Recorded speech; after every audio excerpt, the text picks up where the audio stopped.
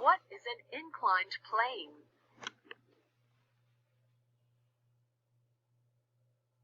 A simple machine is something that helps you do work.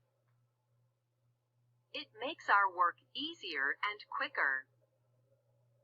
There are 6 simple machines: inclined planes, screws, wedges, wheels with axles, pulleys, and levers. Let us study today an example of a simple machine, inclined plane. How did the ancient Egyptians build those amazing pyramids?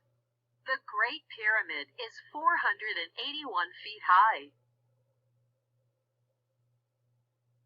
The men who built it had to move huge blocks weighing thousands of pounds up to the top. The Egyptians used a simple machine called an inclined plane. A plane is a flat surface. An incline is a slope. So, an inclined plane is a flat surface where one end is higher than the other. An inclined plane helps people move loads. A load is whatever needs to be lifted. It doesn't actually reduce the amount of work needed. It takes as much work to lift a load up as it does to push it up the plane. But because the work is spread out over a longer distance and a longer time, it's easier.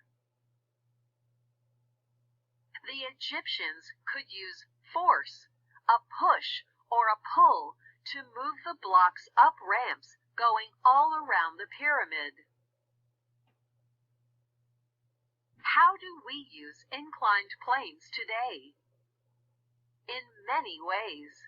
We use them in dump trucks to lower loads.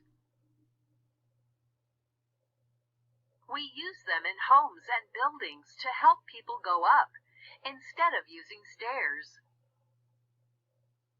We use them in moving vans to load or unload boxes. Here is the summary of the lesson.